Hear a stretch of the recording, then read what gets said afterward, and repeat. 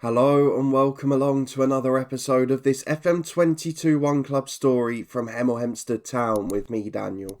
It's part 42 today and we have got the biggest FA Cup tie in our history coming up. The biggest game probably in our history as we head away to Premier League giants Chelsea. And I'm getting in the spirit. I'm encompassing my own Premier League manager as my voice at this time of year gradually turns into Sean Dyche. But we are going away to the capital. We've got a very big game. And of course, it could be one that sets us for life as a club, financially at the very least. So let's see what sort of attendance we get in that one. We've also got a quite big game 3 days later against Solihull Moors, because in the build-up to this, yet again, the eye has come off the league fixtures. And now, with 10 games to go, we're just 8 points clear. And we're still 12 points behind the total we got last year in the end. So it is certainly not over in terms of the League 2 relegation battle. But there are some positive signs. We've got a couple of players unavailable, as you can see from the team news. And of course, we had some new signings at the end of January. But it's not quite going perfectly just yet. So if you want to find out how we get on, how much money we can raise against Chelsea in the FA Cup, and then whether we can secure survival against the side directly below us in the league, please do put a thumbs up on the video. Let me know down in the comments what you think will happen, whether we're going to stay up, and whether we can shock Chelsea. I'm pretty sure the answer to the latter is no. And subscribe down below and turn that notification bell on for daily FM22 content. You can find all the links you need in the eye above, as well as the podcast channel and the live streams over on Twitch too. But let's get cracking by having a look at the few results off camera. Because you were with me last time when we played brilliantly against QPR. And we played pretty well against Lincoln too. We backed it up very well. We won 2-1 at home to Rochdale. Javan Malcolm getting a brace again. But we've gone back to our defensive ways the last couple. And yes, it's partly because we're now playing 2 games every week. We're resting people for Chelsea, which we did against Kidderminster. But it still isn't the perfect solution for us at the moment. We cannot find consistency. And this is what we have to get used to at the moment. We're not coming up as a professional side or as an established National League side before. When we've done this previously with Torquay, we had a side that had Football League experience. When we did this with Dorking, we had a side that had a bit of financial backing, had a bit of momentum about it, could compete budget-wise. Here, we have a very non-league side, and we're trying to make that development. We've not got a stadium we can play in, so we're having to play at Luton, 12 miles from home. We've not got the financial turnover, the fan base to bring in big crowds. And that's why these sorts of days are so important. We lost against Cheltenham 2-1, Teddy Davey got a late consolation, and a 3-1 defeat at home to Kidderminster. You can see from the side there, we rested everybody, because this game is so important. Ryan Boot had a shocker in goal again. Sedende got us the open up. We did actually go 1-0 up, but Grewell Pollard got sent off late on as we were chasing the game. In the end, Kidderminster got a third with us having no left back on the pitch. So this is why these games are so important. Chelsea is one where we've just got to compete and we've got to put on a good show. Weirdly, we're not on TV, which I would have thought we might be. Maybe if we were at home it would have been, but I think the financial output will still be greater at Stamford Bridge. And then away to Solihull Moors. That is arguably one of the biggest games of the season. So let's go and get into the first of them. Chelsea away from home. How many players are we going to keep fit for Saturday? The positive, Solihull Moors involved in another relegation 6-pointer tonight. And we probably actually want them to win because Rochdale are third bottom and we don't want them getting any closer. And the same for Port Vale, who can overtake us by beating Oldham.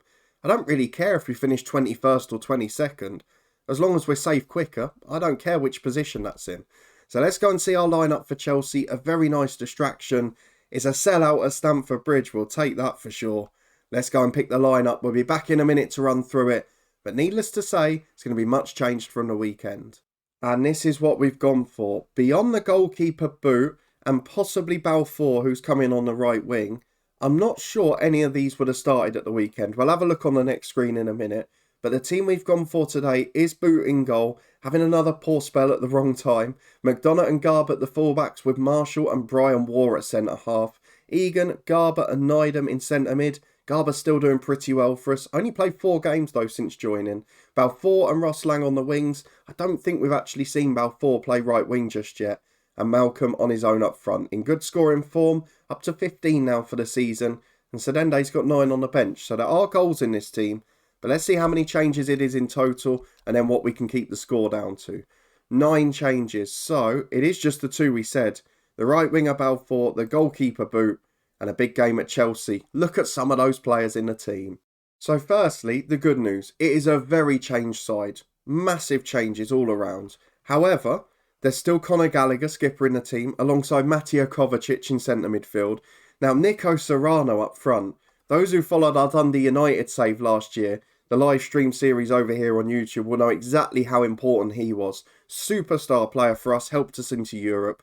They've got some good players on the bench, Akanji, Jorginho, Soonsuk Bell, who's coming through in real life. And all in all, it's a very decent team. So, certainly not Chelsea's first 11, but Neil Bath is the manager. Wonder if he's a caretaker at the minute. Should we run and have a look? I would imagine he's not their normal manager. So, he is... No, he's been here 2.5 years. He replaced Tuchel. He's at the club already though, isn't he? Yeah, so he got promoted from head of youth development. And in terms of attributes, he's one of the best coaches in the world. So maybe we should give him a little bit more credit. I'm sure to be there for 2.5 years, he's doing a pretty good job. Let's have a look at the competitions. So he's not won a Premier League. He's not won a Champions League. What have they won? They've not won an FA Cup. They've not won a League Cup. Chelsea haven't won anything. What's going on at Chelsea Football Club? Because they haven't won anything in the whole time. Maybe they're not quite the force they were, albeit they're still a massive side.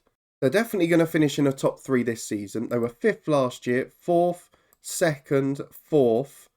They're a pretty big side still. So let's get into the first half. Let's try and hold our own and see what we can keep the score down to. But the only thing I'm really worried about from this game is no injuries, keeping people fit, and then seeing how much money we've made out of it. As Malcolm goes to Ross Lang on the left. Wouldn't mind an early goal. Be something for the Hemel fans to cheer. Crosses blocked the first time. In the second to Balfour. Headed away as far as Torainen. He gets it downfield, but Egan intercepts. Gives it to Balfour. Chance to run down the right. He might well stake his claim for a starting place today, because it's certainly not set in stone with Stevens' form. Back to Egan. He finds McDonough. Chips up to Ross Lang. It's been a very good start from Hemel Hempstead. And Luke Garbett keeps on the pressure. We are camped in the Chelsea half. I wonder if a couple of these players at the back are proper youngsters. And maybe we can take advantage. Sid downfield though. We've still got time for a Chelsea counter. Up to Nico Serrano. He's done the defender. We know how good he is. And there's the composed finish. First goal of the season. He won't be playing much. But Nico Serrano does it again. What a player. Boot beaten at the near post. Another new goalkeeper needed in the summer. And we're back with Chelsea in possession in the defensive third. Kovacic, the deepest man there. Must have been from a set piece or something. Gallagher finds the centre-half Dawkins, and now Alvarez. Up to Conor Gallagher. Into midfield again. Serrano picks it up. He's dropped in there. Well cleared by Balfour, but we're basically clinging on, aren't we? We're clearing the ball. We're getting back in shape. We're clearing again. And we're defending. So the match is taking a pattern after the positive start. Into midfield again for Chelsea, down the left-hand side. 2 in the box already. Chance to cross. Goes back to Hall. Kovacic. Switch to Sid. On the volley. Good save, Ryan Boot. Very good goalkeeping that one. Got a strong hand to tip it wide. And it's a corner kick. The danger's not over. In-swinger from Chelsea. To the front post. Colwell's header. Well saved by Ryan Boot. 15 gone. 1-0 Chelsea. Arguably could have been 2. And here is another corner for them, up to the back post. Brian Moore heads away. Serrano picks the ball up on the right-hand side. We're not even at the 20-minute mark, and it looks like an absolute slaughter at the second. If we'd scored that early goal, maybe it had made a difference, but at the moment it looks like one-way traffic. Kovacic again. Into midfield, great goal. Oh, that's sublime. From 30 yards out, left-footed, no backlift, no preparation. First ever goal for Chelsea, which shows you how close to the first team he probably is. But look at the quality these kids have got. This lad's played for Accrington a couple of years ago. He's a Finland international and goal scorer though. Serrano's just brilliant. He's on 42 grand a week. Kovacic still going strong. Conor Gallagher still going strong. Colwell at centre half, now on 22 grand a week. The other centre half on 15 grand. So they're by no means little youngsters that haven't played. Alvarez has got over 100 caps for Mexico. These are excellent footballers. But unfortunately, we've not got enough. And with half an hour gone, we're having a rare flurry forward. Naiden plays a 1-2 with McDonough.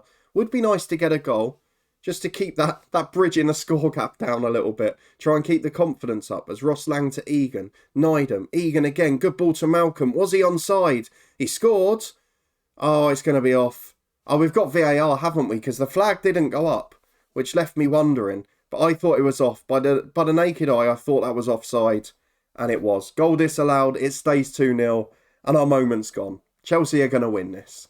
And as we come up to half-time, it's Kovacic and Gallagher playing again in the middle. Roslan getting in well there. Had a decent game so far, I've got to say. One of those we signed as a sort of last-ditch option in the summer. And he's becoming a superstar. That's just stupid. We're going to VAR for a foul there. It's definitely going to be given. Who made the challenge there? It was Brian Moore. So it's going to be a penalty. It was a silly decision by our best defender. And there's not much we can do about that. We got Martin Atkinson again. We seem to get him every round. Penalty to be taken before the break. Hall's going to take it. Has he ever scored for Chelsea, or will he be the third getting his first goal for the club? It's no second goal for the season. And it's Chelsea 3, Hemel Hempstead Town 0. That's a little harsh on the balance of play. 2 would have been fair. 3's a little bit harsh. We've just got to keep the score down second half, because we've done okay against a very top side. Well, the right wing struggles seem to continue. One of the worst ratings on the pitch for Balfour, although he is chasing this one, which is a little ambitious, even for him, as Colwell gets it out to Hall on the left. We will make subs in a moment. Just try and rest a few for the weekend. Try and keep as many fit as possible. As Colwell, back on the left again. Plays inside to Kovacic. Chelsea looks so comfortable. Akanji the sub to Alvarez. I think they've switched to a back 3 now. Looks like they've changed shape as Kovacic to Gallagher. Chips up front. Serrano doesn't get there. Marshall does well. And it finds Brian Moore. McDonough down the line to Balfour. To Nydam. Come on, give us a consolation goal. Roslan flicks on. Malcolm gets there. Beats one man. Goes from distance. It was ambitious. And it was over the bar. I don't think it was ever going in truth. Let's go and make some subs. I just want to check with the players on a yellow that they're not one from a suspension, because that's the worst thing that could happen if we rest somebody now. Right, it's suggesting Egan might be one away, so we're going to leave him. We're going to take off Nydam for Teddy Davey, and we'll drop him into a support duty just to see out the score. I'm also looking going forward at maybe Jovan Malcolm, who looks anxious. Give Victor Sedende a big day, which he's very much earned. And what can we do with a third? Garber's one who struggles physically, so maybe him for Lewis Brunt. I think that's the best we can do at the minute. 25 to go, 3-0 down.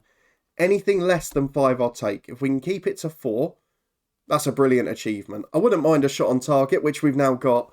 Can we get a goal as well? A consolation at the bridge. Garbutt with a corner. Set piece probably our best chance. Up to Lewis Brunt, and Gareth McDonough leaps above him. Oh, that's a wonderful moment. A goal at Stamford Bridge against Chelsea. And it just keeps that gap down as well. Confidence will be gained from that. And hopefully we can just keep people fit for the weekend, because Balfour, Ross Lang and a few of the defenders are already struggling. We might have to have some training rest, and we know that can affect preparation. As Garbutt's coming forward, these lads are chasing the game here. Lewis Brunt picks it up. Got support, but it's going to be forced backwards. Instead goes for a ridiculous switch of play. Balfour knocks it down though. Davey into Sedende. Oh, that was a great chance. It should have been 3-2. We're suddenly hitting them like a ton of bricks. It's come a little too late. But Chelsea 3, Hemel Hempstead Town 1. And I don't think we can be too disappointed by that. We gave it our best shot. The lads are fairly pleased. Now let's see how much money we've made and get into the big League 2 match. Well, rather worryingly for us, in League 2 tonight, Rochdale have got a victory. Oldham picked up a point at Port Vale. And the gap is now just 7 points. So we are going to need at least 2 or 3 more wins to try and get ourselves safe. But how much money have we made from the FA Cup tie against Chelsea? That is the important question at the moment. Because if we can stay up, we can then build. Finances. Oh, we have passed the 2 million mark. And that would suggest, if we look at the gate receipts, 933,000 this month. We're at the 4th of the month. I don't think we've played a game yet, have we? Have we played a game in March? We haven't. So that tie made us 933,000 in gate receipts. We have had this season 1.7 million. So over half of our ticket income this year, even if you add on the season tickets, has come from that game we've just played.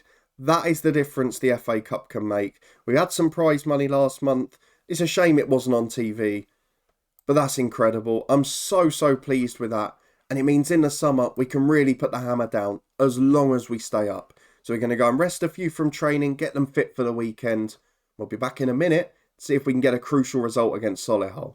Fitness test time, a few players recovering, and we're waiting to see who of Wednesday's team are fit. If you want a sensible prediction for this game though, us and Solihull Moors currently going at it for the league record for number of draws. We're both joint top on 15 at the minute, and that's why we're down where we are. If one of us can nick a victory, we're back in the mid-table mix. Let's hope it can be us.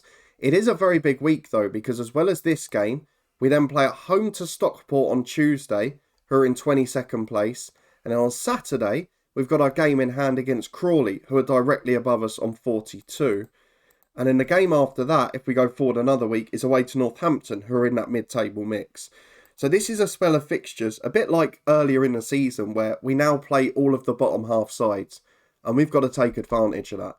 So let's go and get through to the lineup, see what 11 is fit. We'll be back in a minute to run through the one we've picked. Well, I've made what would appear to be a ballsy change to the lineup. Bailey Carter, the youngster, despite not being my type of centre-half, he's not composed, he's not good positionally, he's not strong. But he's 6'2", he's good in the air, and he is the best rated natural centre-half we've got. So he's going to start alongside Brian Waugh. Marshall, again, been in poor form recently. I'm also in a bit of a dilemma on the right. I've gone for Jordan Stevens today. The summer flop, the big money signing that just went wrong. Balfour drops out completely. Armstrong still on the bench. He might well yet come on. But this is a big game. We have to get a result. And with everyone fit, we've just made the 2 changes. Let's see if it pays off and if we can outmatch Solihull on the physical front. It is a good team for our host tonight though. The likes of James Ball, Paul Digby in the middle, really good footballers. Mavididi has scored against us before. They've got some good players from their original team on the bench, the likes of Maycock in particular. It's a decent side. It's going to be a close match. And this is the level we're at. We've got a similar side to these teams at the bottom of the division. And we've just got to find a way to survive. Into the game, the first 5 minutes quiet. Can we nick that goal on the break though? Well, have you ever seen a game as boring as this? 10 to the break, no shots on target for Solihull. 1 for us, but we haven't seen a highlight from it. And at half time, it's 0-0 with no shots, with no quality. And to be honest, that suits me down to the ground. If we can keep these games calm, and then we can nick maybe a late goal, or even just pick up a few more draws, as we're close to setting the record. We said before it was the sensible prediction, and I think we're seeing why. But look, Oldham are winning, and now it's down to 4 points the gap, because Oldham are beating Stockport 4-0 in that relegation 6-pointer. And this is a problem with 20 to go. We don't look fitter than them. We're struggling, if anything. Let's get some fresh legs on. We're going to take off Nydam in the middle, who's been average. 4. Do you know what? I'm going to bring on Nightingale here. I'm going to put Nightingale in the holding role, Egan as the box-to-box, and Garber as a centre midfielder on support. I hope that gives us a bit more in terms of aggression on the wings. Armstrong will then come on for Stevens, an extra striking option. I'm tempted to take off McDonough at right back, but I don't have a great sub. So what I'm going to do is wait 5 more minutes, and then we'll freshen up the middle, because Egan struggling for fitness. As now is Luke Garber, which leaves us with a few problems. Though Solihull have just picked up a yellow, and we've got a free kick in a good position.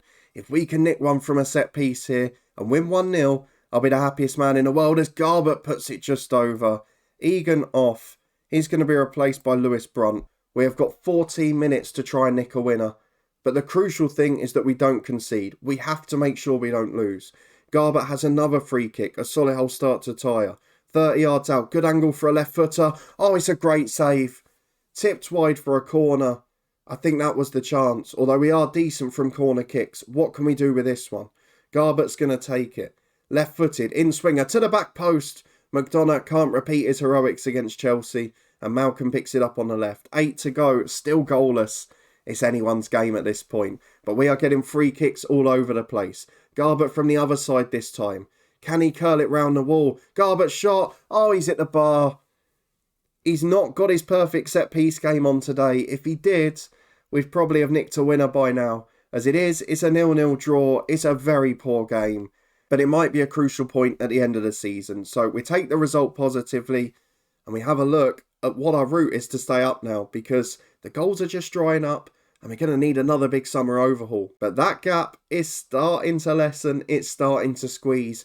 The only positive is that Stockport lost 4-0 at Oldham and we're at home to them in midweek. We have to get a result in that one.